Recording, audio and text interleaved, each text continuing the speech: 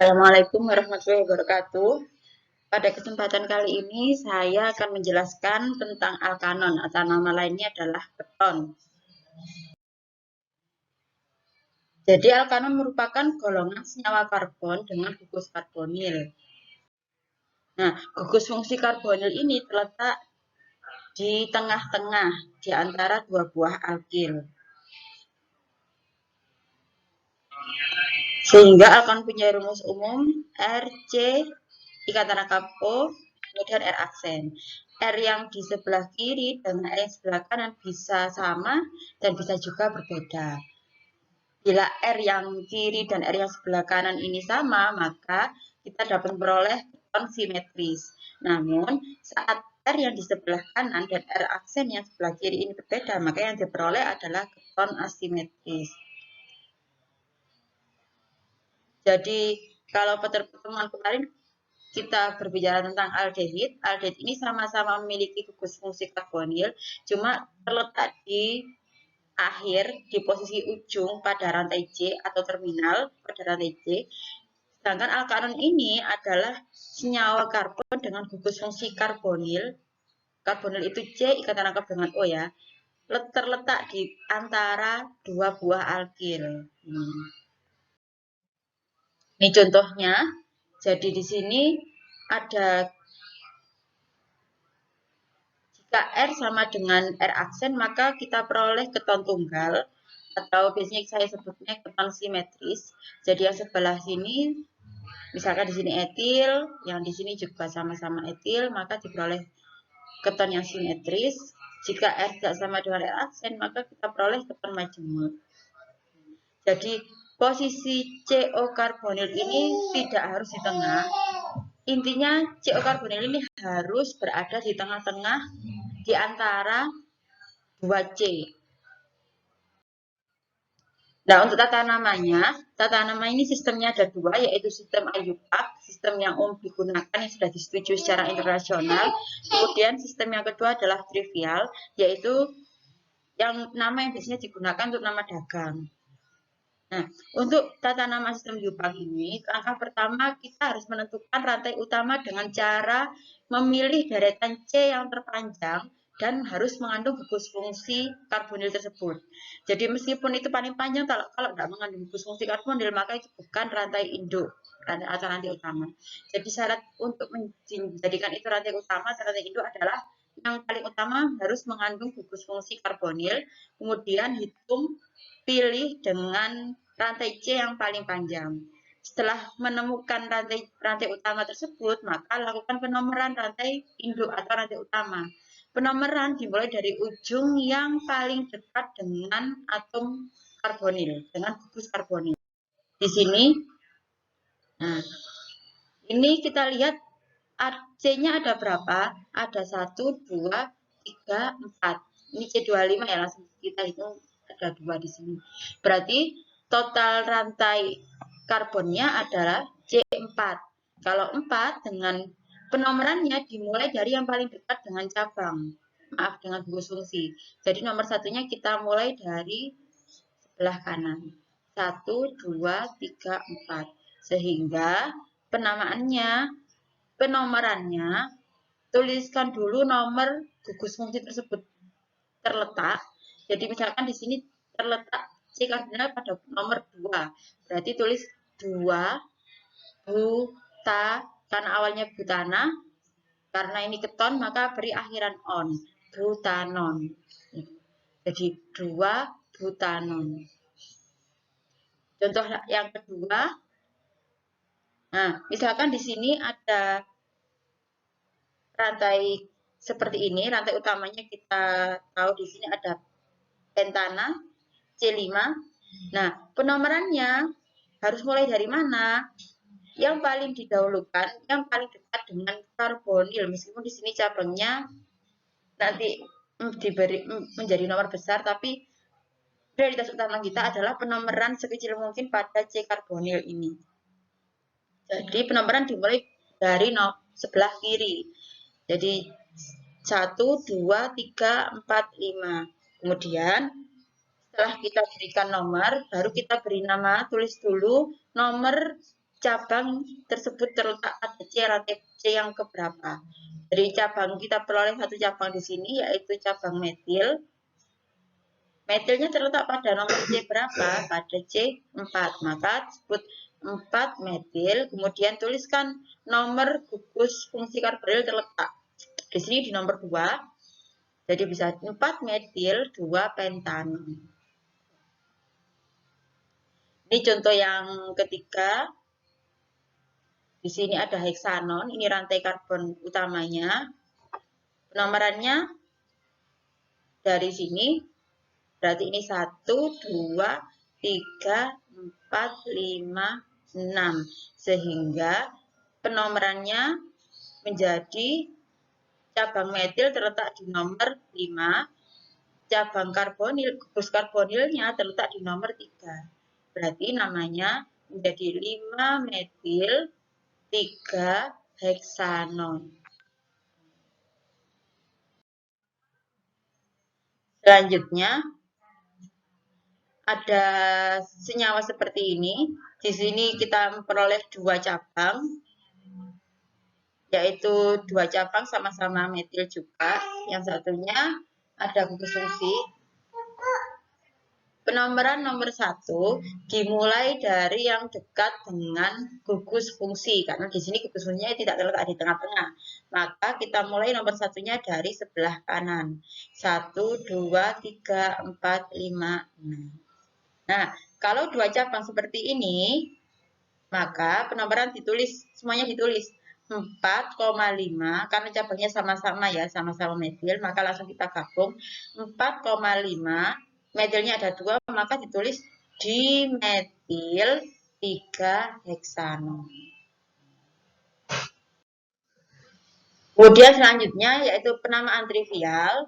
Nama trivial ini sistemnya yaitu menyebut dulu gugus alkil yang terikat pada atom C, kemudian diakhiri dengan kata keton. Jadi misalkan ini anggap yang ini adalah keton. Jadi di sini dianggap keton. Ini keton. CO karbonil ini ditulis namanya keton. Kemudian yang samping-samping ini kita masing-masing beri nama. Yang sebelah kanan berarti namanya metil, kiri juga metil. Karena sama-sama metil, maka ditulis dengan langsung digabung dimetil keton. Jadi ini metil, ini keton. Atau nama lainnya, kalau nama trivial yang lainnya dimetil keton itu adalah aseton. Aseton ini biasanya digunakan untuk pembersih cat kuku. Nah, kalau nama yupaknya seperti apa? Kalau nama yupaknya berarti kita tulis dulu nomornya, nomor gugus fungsinya. Berarti namanya menjadi 2 propanon, karena rantai C utamanya ada 3. Nama yupaknya 2 propanon. Nama trivialnya ada 2 jenis, yaitu dimetil keton dan aseton. Nah, kalau seperti ini, penulisan nama alkil sesuai dengan abjad. Misalkan yang sini, yang sebelah kiri, ini punya metil, sebelah kanan memiliki etil, kemudian di tengah-tengah ini kita ada keton ya. Maka yang ditulis lebih dahulu adalah etilnya. Berarti etil, metil, keton. Bila yang sebelah kanan dan sebelah kiri karbonil ini sama, maka bisa langsung diawali dengan nama di. Berarti dietil keton. Kalau contoh yang terakhir, ini ada sebelah kiri ini adalah C2 itu etil. Sebelah kanan ini C3 yaitu metil, propil. Baru ditulis dulu yang abjad yang pertama, berarti E dulu. Maka etil, propil, keton.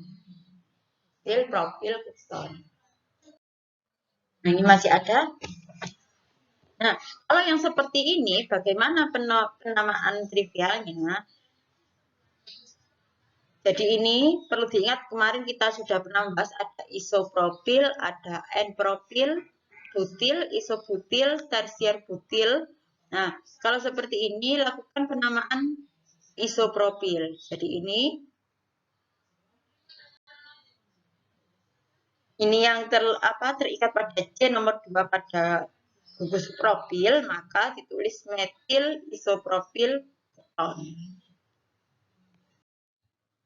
Nah, isomer pada alkanon ini atau senyawa keton ini memiliki beberapa isomer. Jadi isomer itu pengertiannya perlu saya ingatkan lagi. Isomer itu adalah senyawa yang memiliki rumus molekul sama, namun strukturnya berbeda. Jadi di sini isomer posisi, yaitu isomer posisi ini karena letak gugus fungsi dapat berbeda-beda. Jadi isomer posisi mulai terdapat pada C5 yaitu pentanon.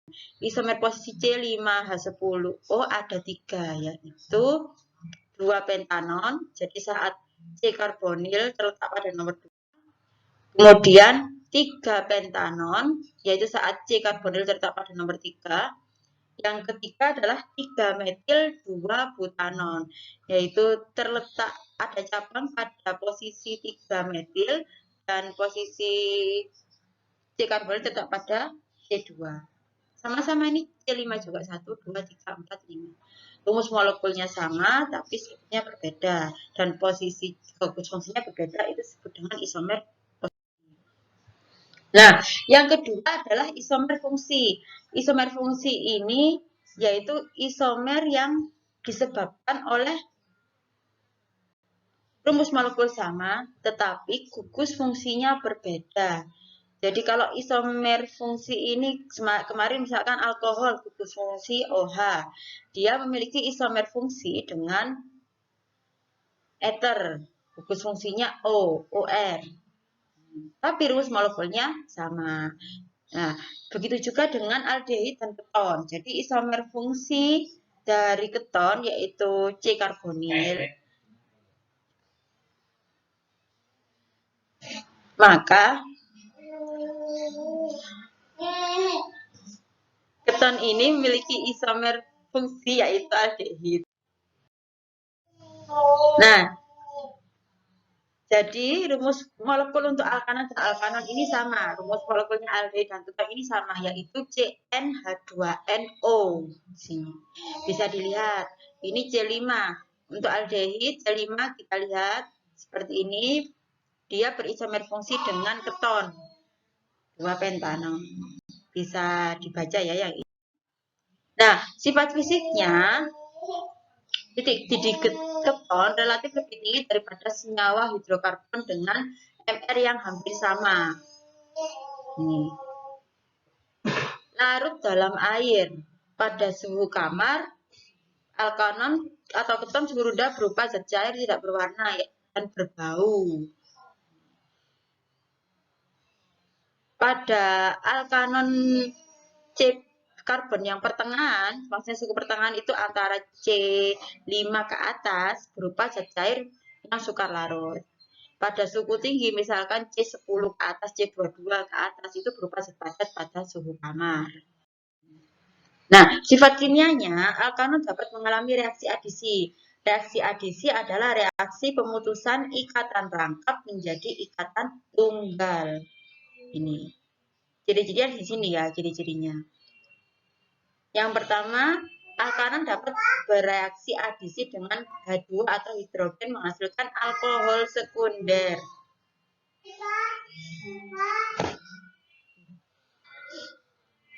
Jadi, saat alkanon ini bertemu dengan hidrogen, maka ikatan rangkap pada CO ini akan terputus, sehingga satu ikatan ini akan berikatan dengan H. Jadi CO karbonil menjadi COH. Nih. Jadi 2H ini akan masuk ke dalam CO karbonil, akan memutus CO karbonil menjadi alkohol sekunder. R sama R aktif ini bisa berupa nanti karbon apapun ya. Ini. Misalnya ini propanon. Kita reaksikan dengan hidrogen maka menghasilkan 2 propanol. Yang dihasilkan adalah alkohol sekunder. Yang kedua adalah adisi dengan sianid, asam sianida, menghasilkan hidroksi karbonitril. Jadi saat propanon, ini contohnya dihasilkan dengan HCN atau asam sianida, maka yang dihasilkan adalah O ini akan menjadi gugus hidroksil atau OH, yang kita sebut alkohol. Kemudian yang satunya, ikatan yang satunya ini akan bereaksi akan berikatan dengan karbonitril, CN, nitril, gugus nitril. Kemudian yang ketiga adalah adisi dengan natrium bisulfit, NaHSO3, menghasilkan zat yang sukar larut dalam air. Misalkan propanon direaksikan dengan NaHSO3, maka O ini akan berubah menjadi OH. SO3 ini akan masuk, SO3Na ini akan masuk ke dalam C yang awal mulanya CO karbonil di sini. Nah, reaksi identifikasi senyawa alkanon. Keton merupakan resistor yang lebih lemah dibandingkan aldehid.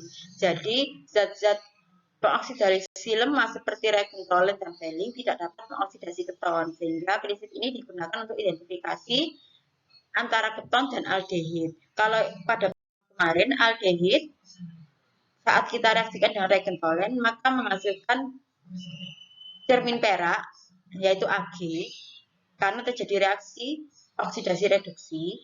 Sedangkan kalau keton kita reaksikan dengan regentolen, maka tidak ada reaksi, tidak ada perubahan. Ini namanya uji negatif, yang ini menjadi uji positif. Begitu juga dengan aldehid. Aldehid kita reaksikan dengan regenvaline, kemudian dipanaskan, nanti akan terbentuk endapan merah bata ini dari CO2O karena terjadi reaksi oksidasi reduksi. Aldehid dapat mereduksi regenvaline. Tapi saat keton direaksikan dengan regenvaline, maka tidak ada reaksi. Ini yang bisa membedakan aldehid dan keton. Nah, ini beberapa manfaat keton. Yang pertama itu adalah yang paling umum terdapat di pasaran adalah aseton. Nama lainnya propanon, merupakan cairan tidak berwarna, mudah menguap, dan pelarut yang baik. Jadi senyawa ini sering digunakan sebagai pelarut. Kalau pada orang awam kita sebutnya biasanya untuk membersihkan cat kuku. Ini pelarut yang baik dan digunakan. Nah, yang kedua adalah astofenon. Astofenon ini nama dagangnya, atau kita sebut dengan metil fenyl keton.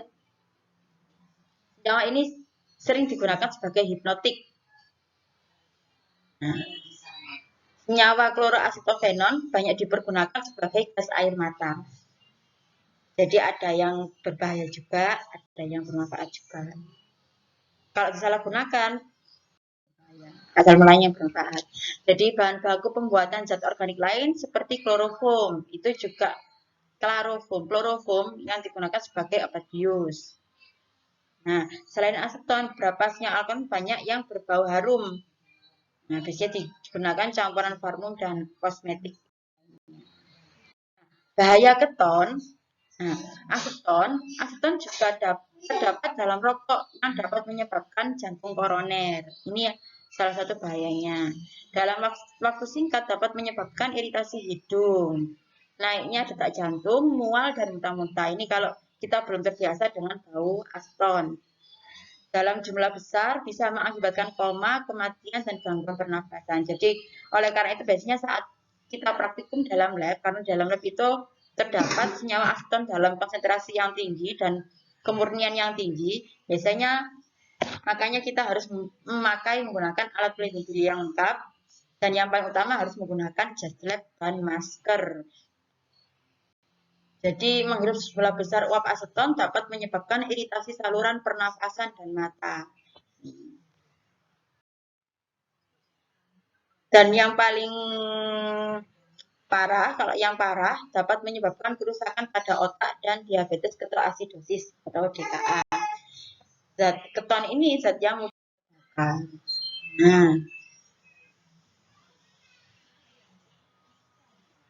Nah, bubble drink ini. Kalau bubble drink kita buat sendiri, bisa kita pastikan safety-nya ya, keamanannya. Tapi kalau kita belum tahu bubble drink yang dijual di pasaran. Bisa jadi mengandung senyawa kimia pemicu kanker seperti stiren, astoferon, dan bromin. Nah, dalam proses pembuatannya kan kita tidak tahu. Nah, asetofenon merupakan senyawa aromatik yang berpotensi memicu kanker, kerusakan pembuluh darah, dan gangguan saraf otak bila